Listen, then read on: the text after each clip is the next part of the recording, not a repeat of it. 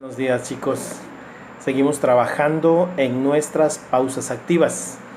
En caso mío, en mi caso, estaremos trabajando sobre unas pausas activas muy particulares. Estamos hablando sobre una pausa activa que se llama gimnasia, pero no vamos a brincar, no vamos a saltar. Se llama gimnasia cerebral. Como ya lo dije o hemos hablado en otras pausas activas, nuestra gimnasia cerebral sirve para la coordinación, para mantenernos despiertos, para mantenernos, despertar el interés. A veces cuando nosotros hablamos y recibimos mensaje de lo que estamos viendo y queremos aprender, de golpe el cerebro a veces se bloquea o se tensa y difícilmente nos entra el conocimiento. Pero cuando realizamos algunos ejercicios para agilidad mental, para la gimnasia cerebral, nuestro cerebro se abre, se destapa y, ¿cómo decir? Como si dijera el cerebro, ya me desperté, ¿qué pasa? ¿Qué es lo que hay que recibir? Entonces, más o menos en esas funciones, más o menos en términos no muy científicos, en mis términos, en pequeños términos que les puedo dar, así funciona nuestra gimnasia cerebral. Ese es el propósito de la gimnasia cerebral. Vamos a ver muchos ejercicios y de diferentes maneras. O a veces un ejercicio parecido al otro, se parece al otro, pero el truco es pequeño y es para agilizar nuestra mente, nuestro cerebro. Entonces, primero vamos a levantar los 4 dedos, vamos a cerrar nuestro pulgar, en el otro vamos a hacer una L, vamos a hacer una L, pero va a ser así,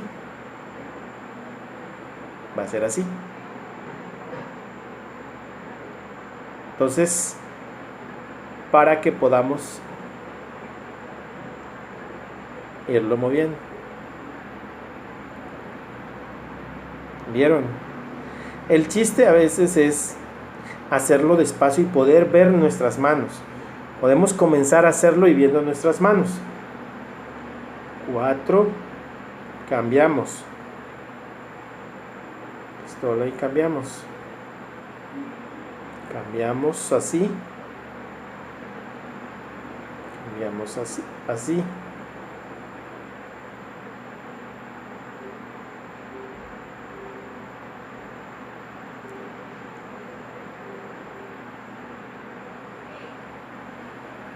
Ok. Ese es uno de los que podemos empezar a elaborar. Podemos empezar a hacer para ir ejercitando. Entre más rápido, mejor. Entre más rápido lo podamos hacer.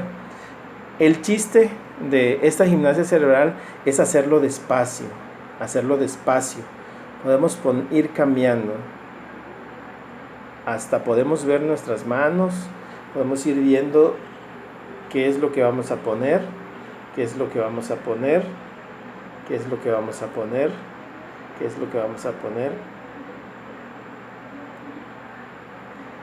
Así podemos ir moviendo nuestras manos, nuestras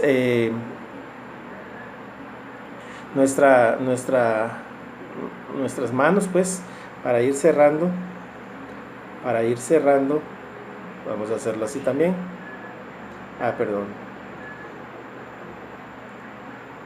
Perdón. Vamos a hacer también algo semejante. Vamos a poner nuestros 4 dedos. Vamos a cerrarlo así, como el anterior. Este es el segundo. Y el otro, bien. ¿Ok?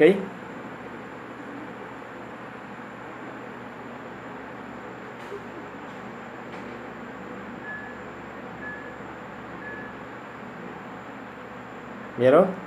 es, es un poco más complicado también el otro. Bueno, vamos a empezar, vamos a poner los 4 dedos, cerramos el meñique también, al igual que en el otro, y vamos good, bien, ok. Vamos a poner así, vamos despacio, vamos viendo. Ahí casi sale la pistola como el otro. No, hombre, este es nada más así. Este es más, ay, perdón, pero esa es la idea de esta gimnasia cerebral. Esa es la idea de esta gimnasia cerebral. Esa es la idea de la gimnasia cerebral. Y lo más rápido que podamos. Lo más rápido que podamos. ¿Ok? Entonces, así vamos a estar trabajando nuestra gimnasia cerebral. Ya dimos dos ejercicios. Poquito, pero vamos a ir agilizando. Te recomiendo que practiques los que no te hayan salido, los que no te hayan quedado. Te recomiendo mucho practicar estos movimientos para despertar el interés de nuestro cerebro, ¿ok? Nos vemos la próxima pausa activa. Que Dios les bendiga. Buenos días, chicos, seguimos trabajando en nuestras clases virtuales. Estamos en la materia de Historia 3. Hoy vamos a ver la página 46, la construcción de un Estado-nación. Recuerden ir subrayando todo lo que vayamos leyendo. Recuerden ir marcando las ideas principales, las ideas fundamentales de cada uno de nuestros textos que vayamos revisando. Es fundamental que ustedes marquen, que ustedes subrayen cada una de las cosas que vayamos viendo, porque es lo que va a servir para examen, es lo que nos va a servir para estudiar para nuestro examen, ¿ok? Entonces vamos a la página antes mencionada. Vamos a ver la construcción del Estado-nación. Vamos a revisar qué hicieron para poder llegar a tener un Estado-nación. En nuestro tema, panorama del periodo, nuestro segundo subtema, ¿ok? ¿Cuándo se da? Cuando se inicia la Constitución, se lleva a cabo en Chilpancingo, Guerrero, la elaboración de la Constitución de 1824. Esta estableció una república representativa y federal. Esta Carta Magna determinó como nombre oficial de la nueva nación Estados Unidos Mexicanos y reconoció en su territorio a 19 estados, 4 territorios y un distrito federal.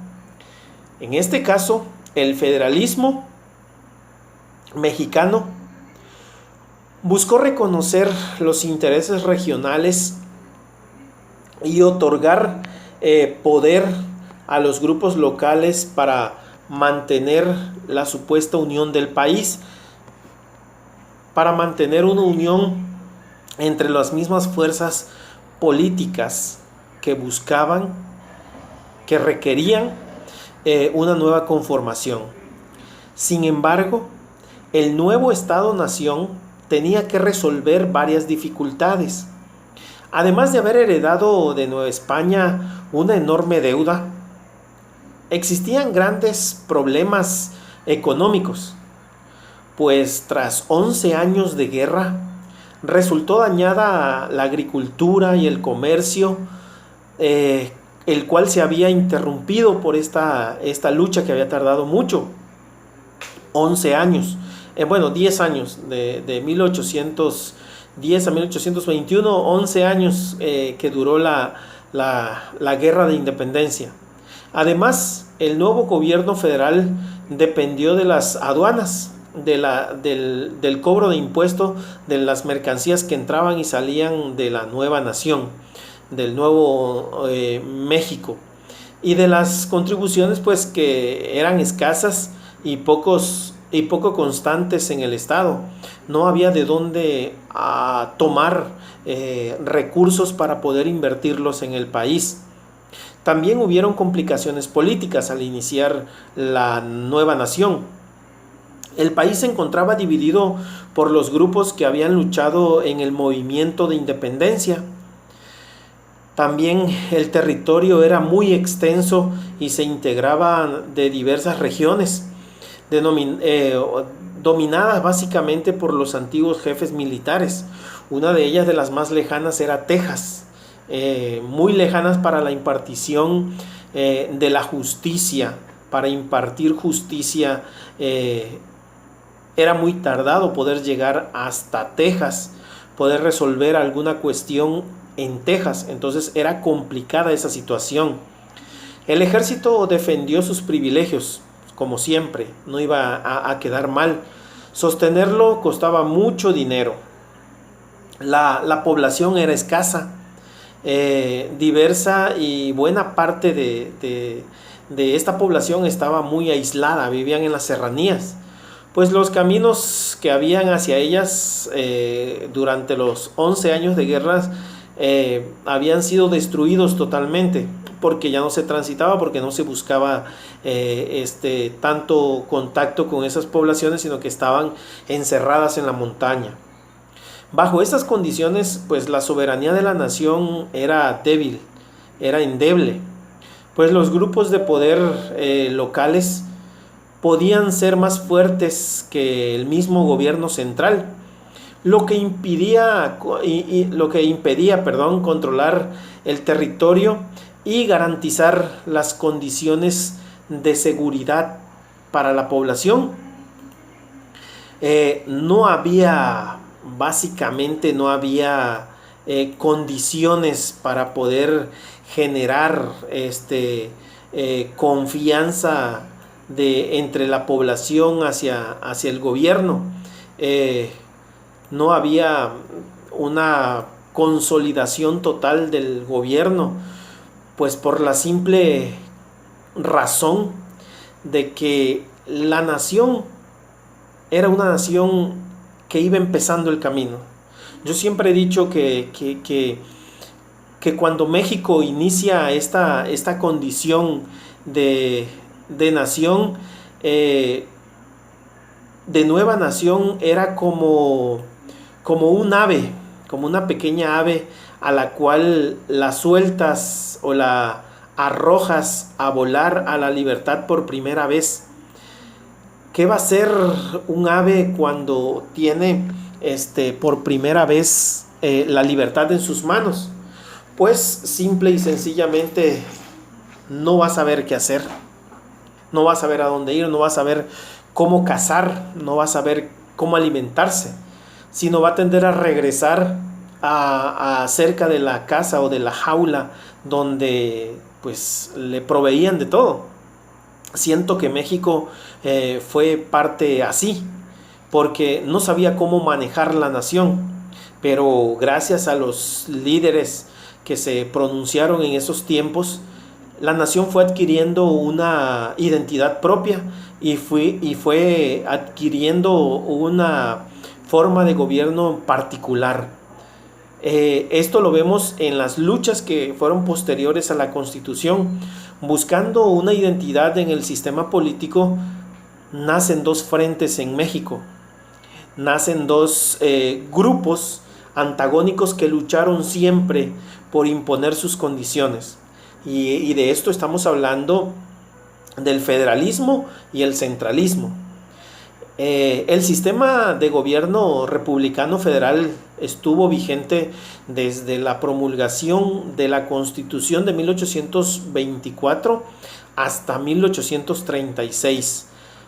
Durante un poco más de una década, la vida política en México se fue desarrollando con la acción de grupos que respaldaban diferentes posiciones.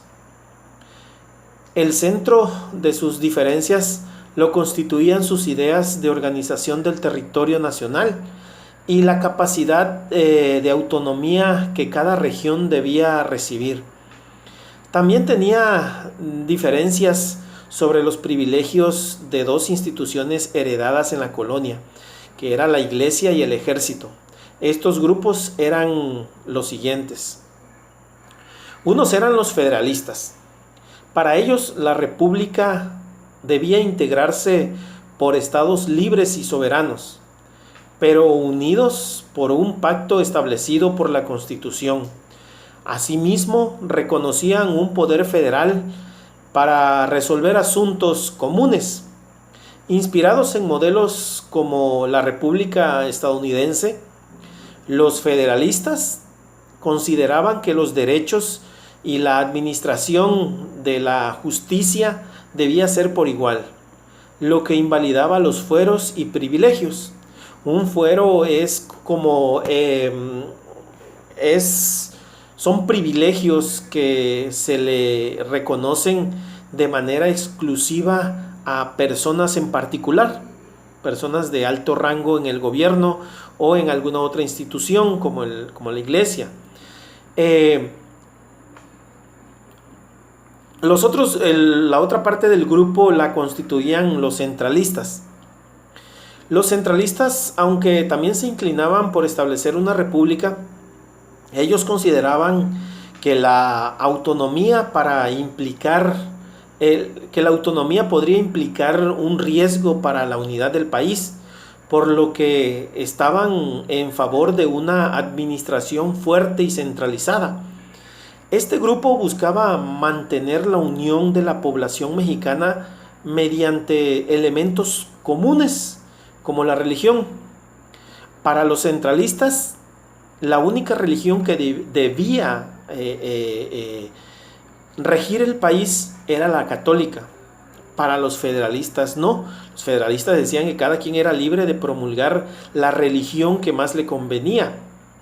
En este caso, los centralistas buscaban que hubiera una constitución central que rigiera a todo el país, pero cada estado podía tener su propia forma de organización, podría tener su propia manera de organizar su estado, en este caso si hablamos de los estados, y en el cual cada estado también podía crear su propia constitución para poder regirse de acuerdo a sus leyes, porque entendían que una constitución nacional era para todo el país, pero no podían regirse de la misma forma los del norte y los del sur, o los del centro, del occidente, del oriente.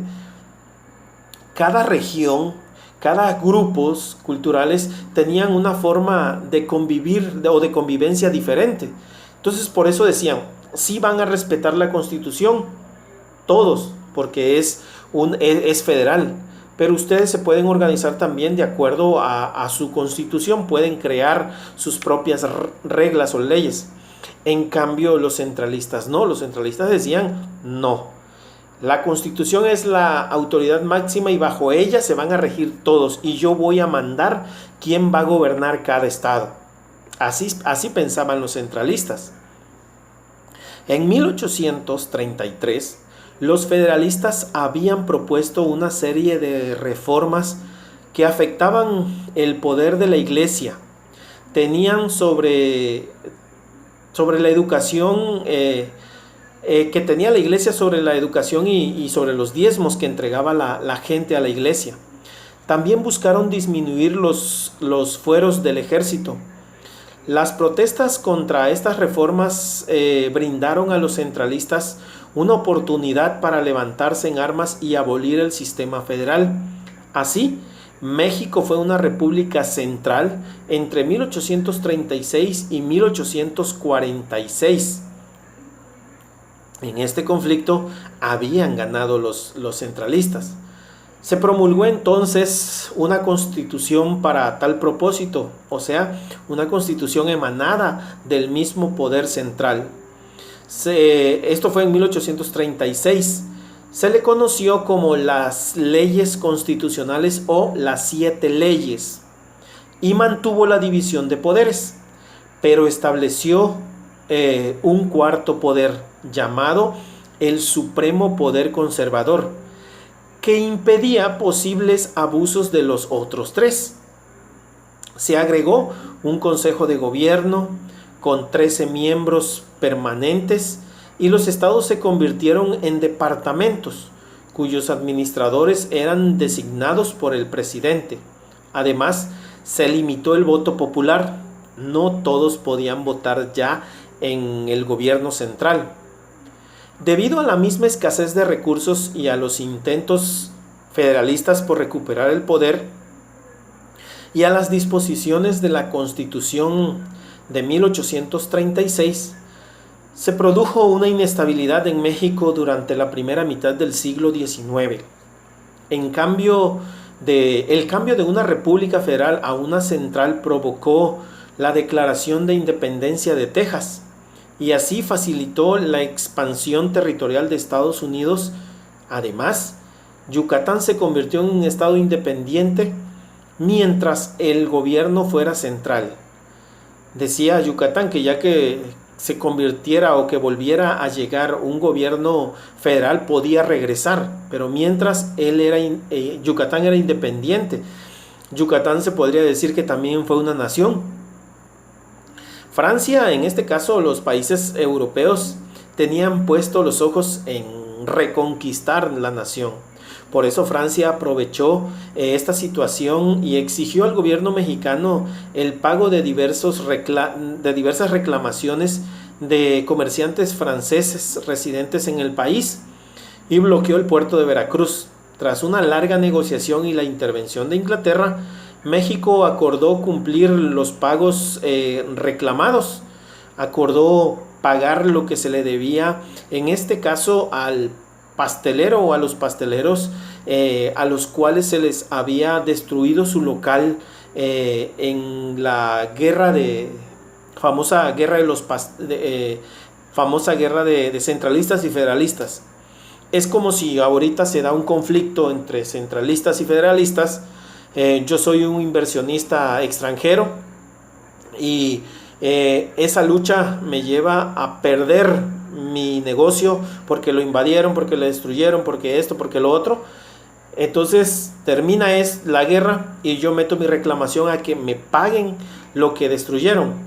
Eso hizo Francia y por eso se le llama coloquialmente la guerra de los pasteles, porque fue inicio o una reclamación de Francia por unos pasteleros, básicamente.